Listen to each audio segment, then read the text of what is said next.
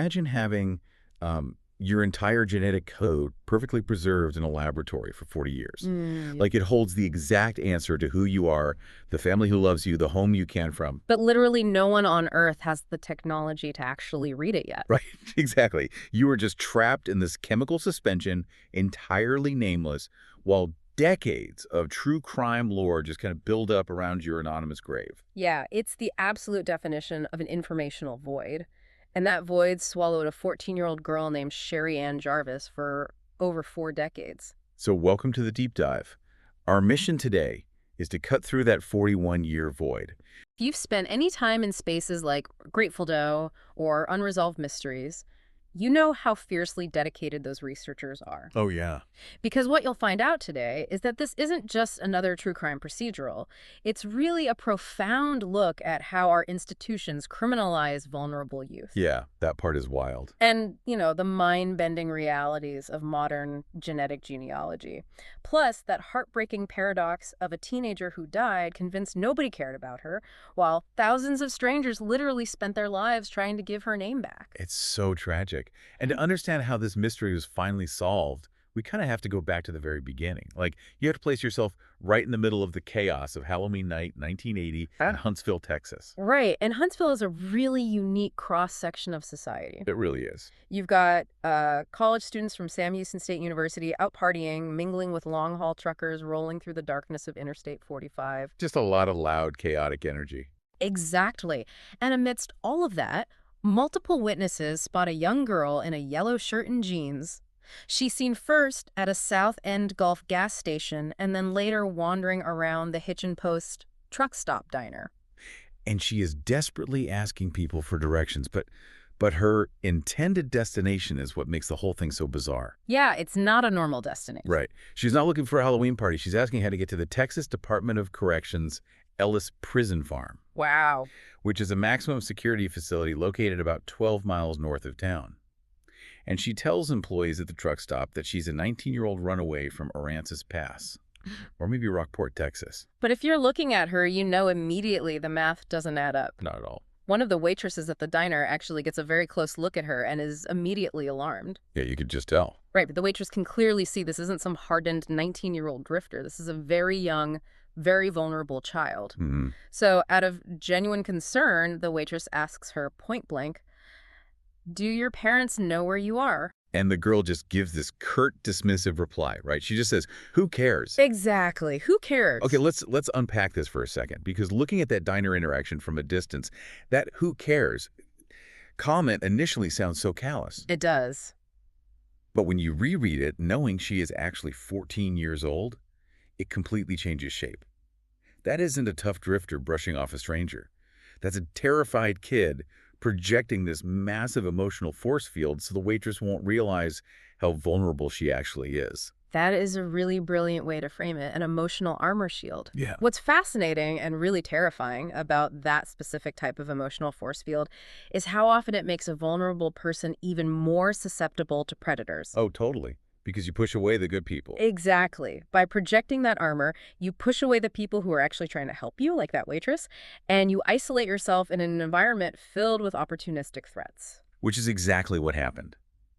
Witnesses later reported seeing her walking out of the diner into the dark, heading toward Interstate 45. Right. Yeah, and there was also an unconfirmed sighting of her possibly getting into a blue 1973 or 1974 Chevy Caprice with a light-colored top, driven by a white man. And tragically, the consequences of that isolation are discovered the very next morning. Around 9:20 a.m., on November 1st, a truck driver is hauling down I-45 and spots what he initially thinks is a mannequin. Or just a bundled-up pile of clothes in the grass off the highway. Right. And when deputies arrive, the reality of the scene is just brutal, even for seasoned homicide investigators. It's horrific. The details from the sources, she is entirely nude, severely beaten, and she has this deep, violent bite mark on her right shoulder. She was sexually assaulted with a blunt instrument and strangled to death, likely with the pantyhose they found lodged in her vaginal cavity. Yeah, the autopsy details are really hard to read. But there's one specific detail that always stops me in my tracks when reading the examiner's notes. She had absolutely no defensive wounds. Which is a chilling forensic indicator. Right. What does that tell us? Well, it suggests she was either physically restrained to the point of immobilization or rendered completely unconscious very early in the attack. Wow. And the killer discarded her only possessions nearby, which were just a pair of red high-heeled sandals. She was still wearing a thin gold necklace with a smoky blue pendant, but crucially, the killer either took her identification or she never had any to begin with. And because she carried no ID, and because that emotional force field she wore at the diner left investigators with nothing but a physical description and a fake backstory about Rockport. They had nothing to go on. Exactly. Law enforcement was forced to look at broader patterns. They had to default to the macro level. And if you know the true crime landscape of 1980s Texas, they were staring down the barrel of some of the most notorious hunting grounds in American history. They really were. So she officially became the Walker County Jane Doe. They ran her fingerprints, but, they weren't in any database. The medical examiner did note that her teeth were in excellent, perfectly lined condition, which usually indicates a middle-class background with access to orthodontic care. Right, but that was the extent of their profile. Yeah. So in January 1981, she was buried in Oakwood Cemetery under a headstone that just read, "Unknown white female." And almost immediately, the investigators started looking for connections to other crimes, right? Because you got Interstate 45, which we all know is tragically infamous as the Texas killing fields. Yes, the late 70s and 80s were the absolute height of the serial killer panic in America, so law enforcement dove hard into the I-45 killer theory. Correct. They mapped out other women found strangled and discarded along that exact same stretch of highway. They spent a massive amount of time comparing her case to Debra Jackson, who was known back then as the Orange Sox Doe. Oh, right, because Jackson was found strangled and completely nude except for her footwear exactly 1 year prior, on Halloween 1979. Exactly. The timeline matched up too perfectly for them to ignore. They even tried to pin it on Henry Lee Lucas. Oh, of course they did, which, as we know from following true crime, was basically standard operating procedure for Texas law enforcement whenever they hit a dead end in the 80s. Oh, absolutely.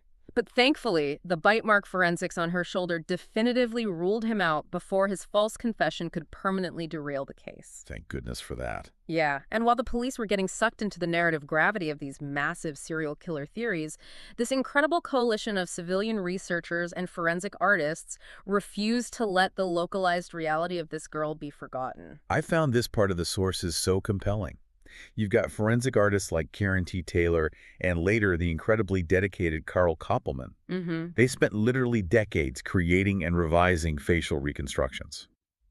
They pored over her morgue photos to recreate the face of a living, breathing girl, just trying to give her back a shred of dignity. And their work really became the foundation for early internet sleuths.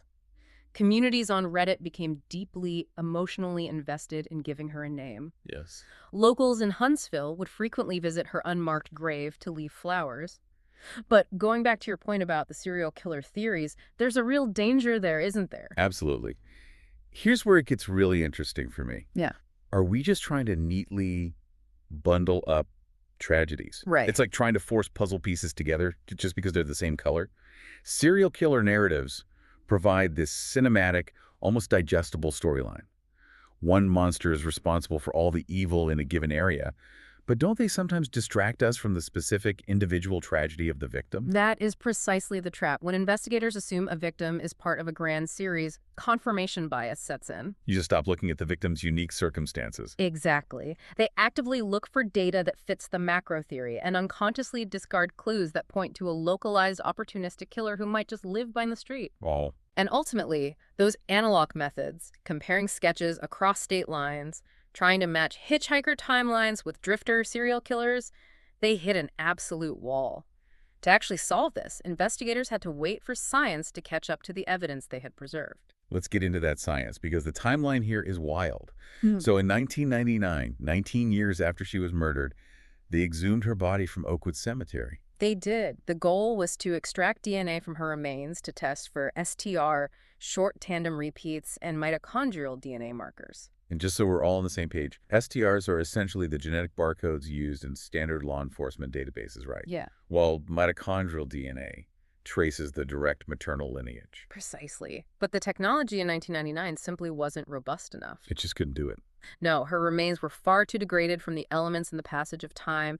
They couldn't generate a viable genetic profile, so they were forced to put her back in the ground without a single answer. Man.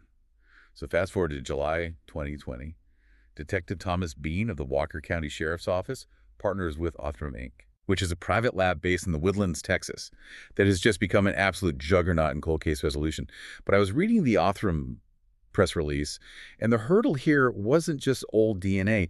The bone samples from the 99 exhumation were basically useless. Yeah, entirely useless. So Othram had to use formalin-fixed, paraffin-embedded tissue that the original medical examiner saved from the 1980 autopsy. And this is where the science gets truly extraordinary. Because to a pathologist in 1980, formalin, which is a formaldehyde solution, is a miracle chemical. Right. You soak the tissue in it, encase it in paraffin wax, and it preserves the cellular structure perfectly so you can look at it under a microscope 50 years later. But chemically speaking, Chemically, formalin is an absolute nightmare for DNA. It cross-links the proteins and literally shatters the DNA molecules into microscopic fragments. wait, so they exhumed her in 99 but couldn't solve it until 2021. That is wild. It's like having a locked safe for 20 years, but waiting for the invention of the laser drill to finally open it. That is the perfect analogy. It just shows incredible patience by law enforcement to hold on to that tissue sample, even though they had basically taken a classic novel, run it through an industrial paper shredder, and glued the shreds together randomly. Yes. You've technically preserved the paper, but you've destroyed the story. For decades, the scientific consensus was that formalin-fixed tissue was a complete dead end for genetic profiling. But Othram figured it out. They did. They specialize in highly degraded samples. Yeah. They develop proprietary damage remediation techniques. Basically, building a software program that can scan a few letters on each of those shredded pieces of paper and instantly cross-reference them to rebuild the original paragraphs. That is just mind-blowing. They call it forensic-grade genome sequencing, and they managed to rebuild her entire genetic profile from chemical dust. Unbelievable. So the DNA finally cracked the safe. And by early 2021, genealogists traced the profile to distant relatives in Minnesota. Yep, they used a kin SNP test to confirm the family match. Oh yeah, kin SNP testing. Right, which scans hundreds of thousands of tiny single nucleotide variations across the entire genome. And that math led them to a family in Stillwater, Minnesota, who had been agonizing over a missing teenage girl since 1980. The science finally gave them her name. But as we see so often in these cases, revealing her name also revealed a deeply painful backstory that completely reframes how she ended up on that Texas highway in the first place. So after 41 years of being a Walker County Jane Doe, who was she? Her name was Sherri Jarvis. Mm-hmm. Her best friend, Connie Letourneau, affectionately called her Teddy or Toti. She was born on March 9th, 1966. She was a bright, energetic girl from Stillwater, Minnesota, who absolutely loved horseback riding and animals. But Sherri's life was fundamentally derailed when she turned 13 and began skipping school. And this is where understanding the historical and systemic context is absolutely vital. Oh, this part of the sources just made me so angry. In 1979, the juvenile justice system did not look at a 13-year-old skipping class and ask, is there a learning disability? Is she being bullied? No, they didn't care. They looked at her strictly through a punitive lens. She was criminalized under harsh truancy laws. So what does this all mean? Removing a kid from her family purely for skipping school seems like using a sledgehammer to swat a fly. Exactly. They removed her from her parents' home and placed her in a state-licensed crisis shelter run by Dick and Judith Anderson. Did the juvenile justice system actually create the exact danger it was supposedly trying to prevent? The sources from Reddit, specifically the Unresolved Mysteries and For Still Grateful subreddits, were incredibly vocal about this. Commenters were furious that the state removed a child from a loving home purely for missing school. It's just infuriating. It really highlights the dehumanizing nature of 1980s truancy laws, because by criminalizing Sherri's behavior, instead of addressing the root cause, they backed a 13-year-old into a corner. And Sherri's response was to run. The sources detail how, around her 14th birthday in March 1980, she ran away with two other girls to Green Bay, Wisconsin. Eventually, the other girls went home, but Sherri adamantly refused. In August 1980, she sent a letter to her parents from Denver, Colorado, stating she wouldn't return until she was 18 or 21. Which brings a devastating context to her telling the waitress, "Who cares?" She told her that because she likely believed nobody did. Yeah, that heartbreaking irony. Right, when in reality, her family hired a private investigator out of their own pocket. Her dad kept his exact phone number for 38 years, hoping she'd call, and complete strangers advocated for her for decades. Oh, man. So she thought she was alone, but she had an army looking for her. Exactly. But while we now know why she was on the run, the specific circumstances of her final night in Texas remain a haunting puzzle that investigators are still trying to piece together. Let's talk about that because the whole Ellis prison farm enigma it bothers me. Yeah. Why was a 14-year-old girl from Minnesota desperately asking for directions to a maximum security men's prison? Right. That is the big unanswered question. Theories suggest she may have met someone while hitchhiking, or maybe during her time in state custody who had a connection there. But they checked, right? They did. Investigators checked with inmates and staff at the prison, and literally no one recognized her. Okay, could visiting a friend at the prison just be a cover story she used? What do you mean? Like a verbal beware of dog sign? Oh, wow. Think about it. If you're a 14-year-old girl hitchhiking alone, telling strangers you're on your way to meet a hardened convict friend might be a survival tactic to keep creeps away. Like, don't mess with me. I know dangerous people. That is a deeply plausible psychological tactic for a street-smart runaway. But conversely, we have to consider the suspect, the blue Chevy Caprice and the white male driver. Right. The opportunistic predator. Exactly. The brutal, opportunistic nature of the crime, discarding her body near a busy highway, suggests a predatory killer familiar with the area, possibly a trucker who offered her a ride when she couldn't reach the prison. It's terrifying. And when the identification was finally made in 2021, her surviving siblings released a public statement. Yeah, it was very poignant. They expressed so much gratitude for the investigators, but immense pain. They noted that Sherri was deprived of all of life's milestones, love, marriage, growing old. And tragically, both her parents died just a few years before the identification was made. That is just a gut punch. They died waiting for a call. They really did. So, wrapping up the deep dive today, what are the core takeaways for you? Well, I think the sources point to some big ones. Yeah, I'd say the incredible perseverance of forensic scientists and civilian sleuths is huge. Definitely. And then the devastating unintended consequences of strict juvenile truancy laws. Plus, just the fundamental human need for an identity. Yeah, absolutely. And thankfully, local volunteers in Huntsville actually went and replaced the unidentified white female headstone with one bearing Sherri Jarvis's true name and dates. Yeah. So though her killer is still out there, she is no longer nameless. She has her identity back. She does. And I want to leave you, our listener, with a final lingering thought to mull over today. Think about the physical evidence, those tissue samples preserved in paraffin wax for 40 years. Mm-hmm. We often think of forensic science as a tool solely designed to catch killers. But looking at Sherri's case, what if we need to completely redefine the purpose of forensics? How so? What if the highest, most noble purpose of crime scene preservation isn't actually about punishing the guilty, but simply ensuring that no human being is ever forced to leave this earth without their name? Wow. That's a powerful way to look at it. Thanks for diving deep with us today.